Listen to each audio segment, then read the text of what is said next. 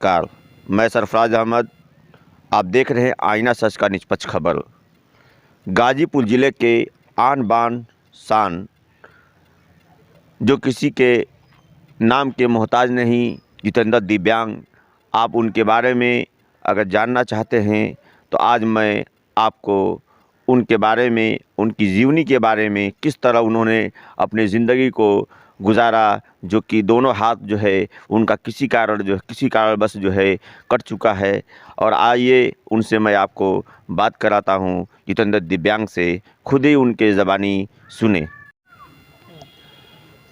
तो सर, सबसे बड़ा सवाल आ जाता है जी, आप दोनों हाथों से दिव्यांग हैं जी, अगर फिर भी यह आप समाज में जगह अपना बनाते हैं जी। तो ये हमारे जो दर्शक हैं उनके लिए मायने रखता है। और देखिए, सच्चाई बता दूं, जितेंद्र दिव्यांग बोलता है लेकिन दिव्यांग है नहीं।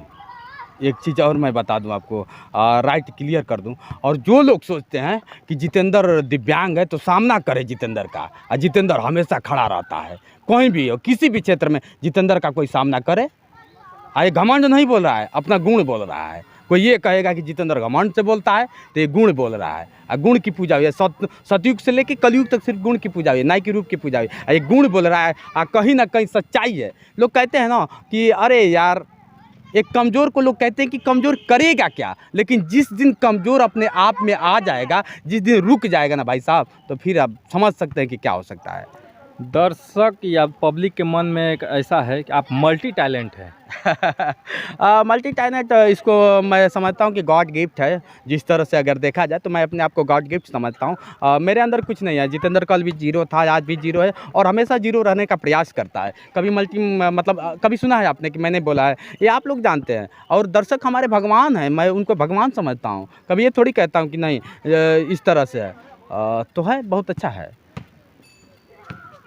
सर के बारे में एक और आपको बताना चाहता हूँ कि 2004 में 11,000 वोल्ट का जो बिजली है वो करंट लग गया था, जिसके वजह से इनके दोनों हाथ और एक पैर में, एक ही पैर था ना, जहाँ एक पैर से डैमेज हो गया, इससे भी हो गया, दोनों पैर में बिजली का झटका लगा और इन सर थोड़ा दोनों हाथ और पैर में झटका लगने के कारण इनका जो है कि तबीयत ख़राब हो चुका था। और सर, किस तरह से आप बच पाए उस टाइम? देखिए, सच्चाई है कि अगर मारने वाला भगवान होता है, बचाने वाला भी भगवान होता है।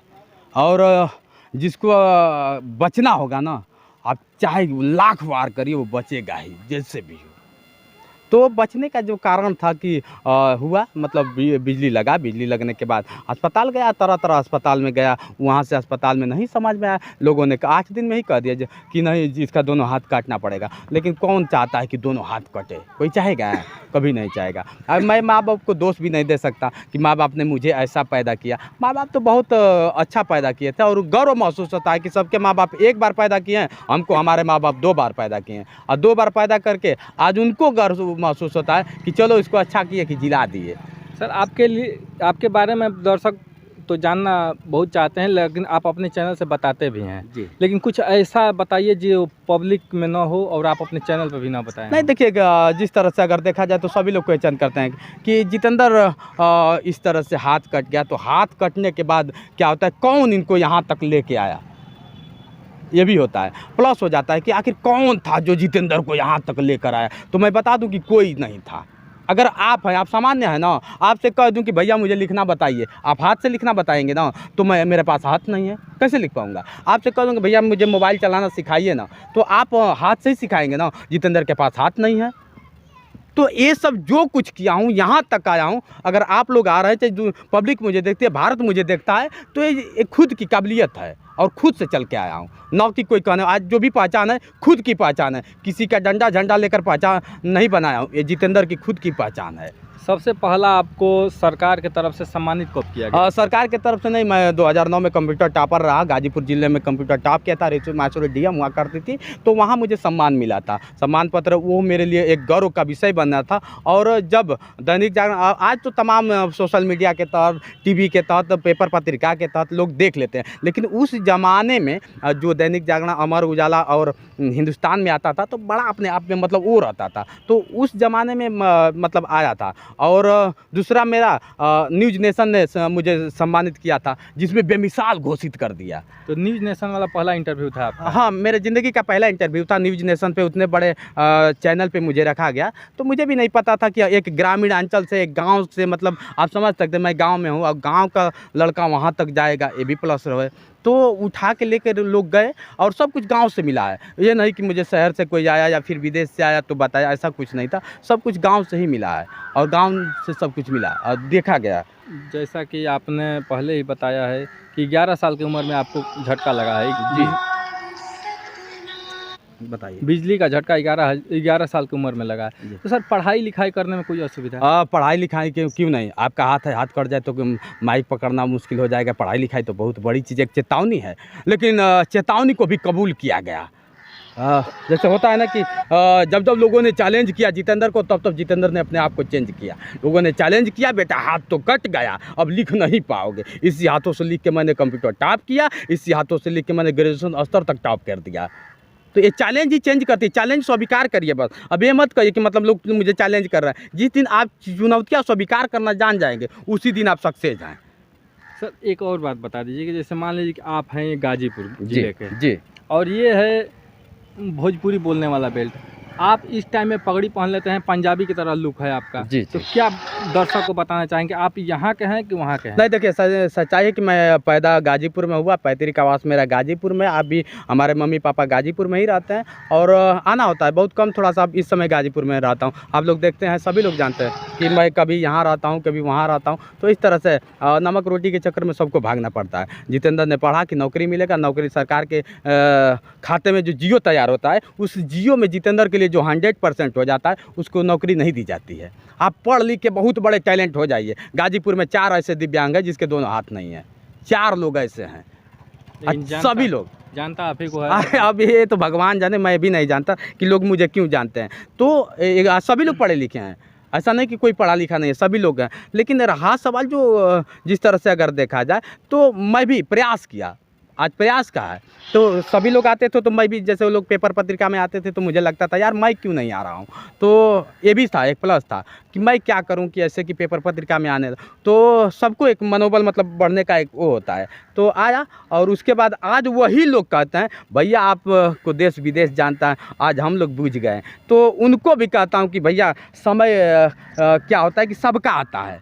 आज समय के साथ साथ मैंने कार्य किया है। आप देखते होंगे आज जाड़े के मौसम में सभी लोग अपने घर में रहते हैं, मैं जाड़े के मौसम में झारखंड में था, झारखंड से बिहार में था, बिहार से हरियाणा में था। क्यों था भाई? कुछ करने की जज्बा है, और ये जुनून हमेशा आपको हमेशा कुछ अलग आईना दिखाएगा। लोग कहते हैं ना, कुछ कर, आप करते रहिए, ये मत करिए, मतलब कर्म पे विश्वास रखिए, फल की इच्छा मत करिए। जिस दिन आप करने में निश्चित रखेंगे, तो सफलता आपकी कदमों में चरण चूमेगी।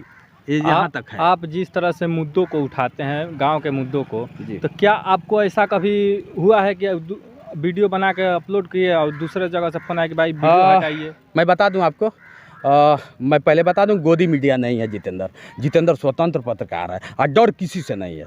फोन आता है कि आप नहीं करेंगे, यहाँ तक कि कान पे, यहाँ पे ऐसे अभी आपके बलिया में मैं गया था, बलिया का एक वीडियो किया, यहाँ पे बंदूक रख दिया गया, बारिश हो रही थी, बंदूक रखा गया कि बेटा वीडियो उतार दो ना तो मार दिया जाएगा। हम कहें कि जितेंद्र को मौत नाम से डरे नहीं है। गोली आप चलो, पिटपिटवा से हम डरेंगे? अरे जो मारने वाला था उससे नहीं डर पाएंगे, पिटपिटवा से हम डरेंगे? तो लास्ट में पता चला कि अरे भैया छोड़ दीजिए, सरदार है, गड़बड़ हो जाएगा। हम कहें कि आपको लगता है कि जितेंद्र यहाँ पे अकेले खड़ा है, 1 लाख लोग मेरे साथ खड़े हुए हैं, लगता है ना कि मैं अकेले आऊँ? तो ये सब होता रहता है, बंदूक मारना, लोगों का धमकी देना। आप दो, हमारे में अगर काबिलियत हो कि आपके धमकी से भी लड़ूंगा और आपके गोली बंदूक से भी लड़ूंगा, काबिलियत होनी चाहिए, डर नहीं है सर किसी भी चीज़ का। अभी एक आप खान सर पे गाना गाए थे जी, आपके चैनल से गाना आया था। जी जी, एक लाइन इसका थोड़ा सा खान सर पे ऐसे था कि खान सर का ही वीडियो था जो मुझे पूरा देश विदेश वायरल कर डाला, और खान जैसे लोग ने मुझे चूज किया कि नहीं जितेंद्र जी को आना चाहिए मेरे पास। Khan sir, Rahman sir, SK Jha, RK Srivastava, ऐसे लोग, मुझे तो कभी सपने में नहीं सोचा था कि जो टीवी में दिख रहा है मुझे बुलाएगा। मैं क्या हूं भाई कि मुझे बुलाएगा? लेकिन जिस तरह से बुला के सम्मान दिए, ये जितेंद्र आजीवन उन लोग का ऋणी भी है कि इस तरह से है।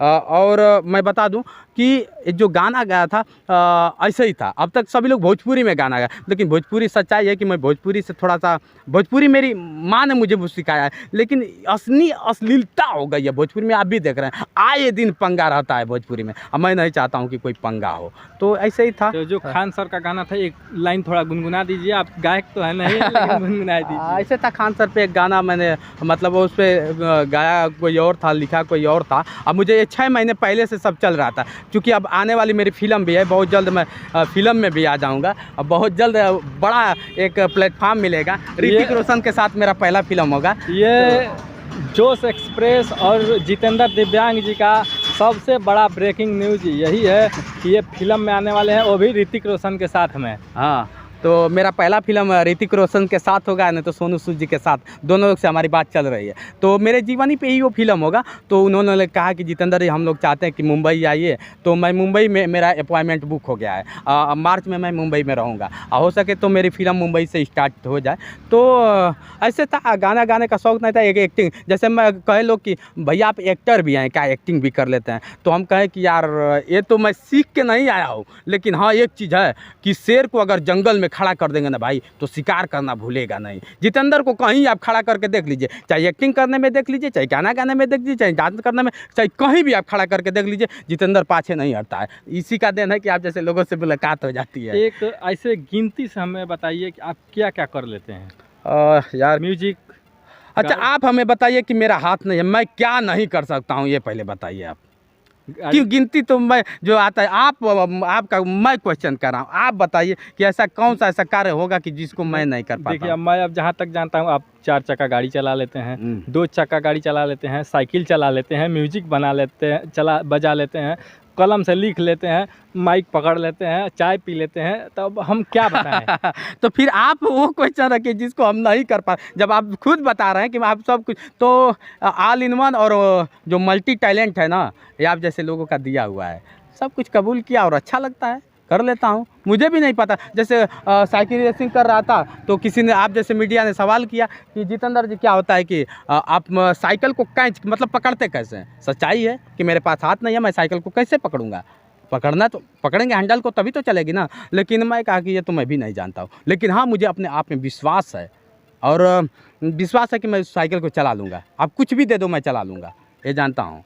अगर देखा जाए तो अपने 2-3 ज़िले में एक जितेंद्र दिव्यांग मिलेंगे गाजीपुर ज़िले में, और बलिया ज़िले में मिलेंगे लक्ष्मी साहनी जी। इनका दोनों हाथ नहीं है और उनका दोनों पैर नहीं है। सर, आपका उनसे मुलाकात हुआ है कि नहीं? नहीं हुआ है, बागी बलिया, और ऐसे ही आप भी जानते हैं, वीरों की धरती शहीदों का देश गाजीपुर जिला उत्तर प्रदेश। मैं भी गाजीपुर जिले से बिलोंग करता हूँ, और गर्व करता हूँ कि गाजीपुर की मिट्टी से जितेंद्र पैदा हुआ है, बहुत गर्व होता है। और गाजीपुर का एक एक पन्ना उठा के देखेंगे तो कोई ना कोई वीर उसमें आएगा, चाहे वो लोग कहते हैं कि शहीदी आप पन्ना उठा के देखिए, या फिर गायकी का पन्ना उठा के देख लीजिए, चाहे हमारे जैसे दिव्यांगों का पन्ना उठा के देख लीजिए, जितेंद्र नंबर 1 पे आएगा। आपके मन में सबसे पहला ख्याल कब आया कि हम यूट्यूब पर रिपोर्टिंग का काम करेंगे? नहीं, कि देखिए, ख्याल तो अगर देखा जाए मेरा आज भी अबाउट अगर आप खोल के देखेंगे, जोश एक्सप्रेस अबाउट खोल के देखेंगे, तो आज भी क्या होता है कि 2011 का दिखाई देगा। लेकिन काम करने का जो जुनून आया, मेरे हाथ में ना मोबाइल था, ना कैमरा था, ना मतलब नेट था, कहाँ से कर पाता। इसके लिए 3-4 चीज़ तो होना ज़रूरी है, तो नहीं था। 2020 में आया, और 2020 में मुझे भी नहीं पता चला कि 6-7 महीने में जितेंद्र इतना आगे चला जाएगा, 6-7 महीने में मेरी ज़िंदगी इतनी बदल जाएगी, ये मुझे भी नहीं पता था। एक ही वीडियो मैंने डाला और उसी वीडियो से वायरल हो गया, तो ऐसे ही था बस। अभी आपका 2 गाना आने वाला है, अब सुना नहीं रहे हैं।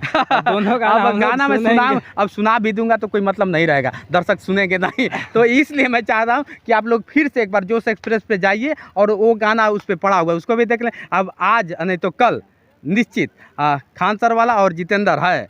देखिए, वो समझाने से नहीं चला, दर्शक तो देख ही लेगा, लेकिन आपको इस चैनल पे एक लाइन खान सर वाला और एक लाइन अपना जो अभी अपने ऊपर बनाए हैं गाना, जैसे अपने ऊपर मैं नहीं बनाया हूँ, कोई मुंबई का है जो उदित नारायण जैसे लोगों के साथ गाते हैं, राजा जी हैं, और राइटर शशि सिंह जी हैं।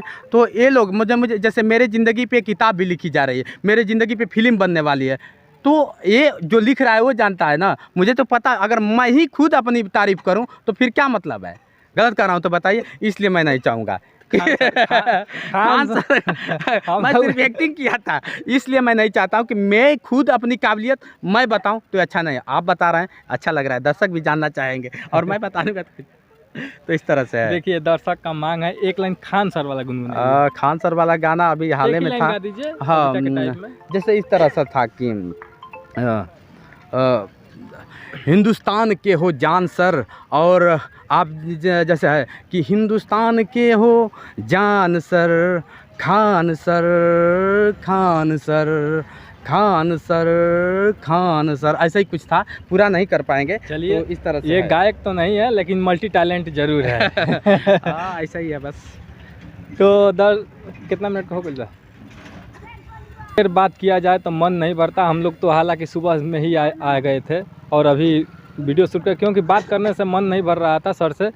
तो आगे क्या बात करें, आगे सर का सब कुछ पब्लिक है और जो भी देखना है आप जोश एक्सप्रेस पर आप जाइए और इनके जीवन के बारे में जो भी आपको जानकारी लेना है आप वहाँ देख सकते हैं, या अन्य भी चैनल के माध्यम से आप देख सकते हैं। अगर वीडियो अच्छा लगा हो तो आप हमारे चैनल को सब्सक्राइब करिए, वीडियो को लाइक करिए और ये देखिए आईना, आईना आईना कभी झूठ नहीं बोलता है। आईना जैसे सच है ना, आईना कभी झूठ नहीं बोलता है। ऐसे लोग कहते हैं कि भारत के संविधान में वर्णित है कि जो भी पत्रकार है, जो भी मीडिया है, चौथा स्तंभ माना जाता है। तो चौथा स्तंभ कभी झूठ नहीं बोलता है। आज जिस तरह से इसका नाम है आईना, ये तो मैं बड़ा सोच रहा हूँ कि वाकई आईना है या फिर दिखाने वाला आईना है। लेकिन मुझे लग रहा है कि जहाँ तक कि आईना सच दिखाएगा और अपनी भूमिका को निभाएगा और उस संविधान में जो वर्णित है उस संविधान की जो भी है पंक्तियों को हमेशा अपने दिमाग में रखते हुए, कानून के दायरे में रखते हुए अपने निष्पक्षता से हमेशा सच्चाई दिखाने का काम करेंगे। मैं उनसे यही उम्मीद कर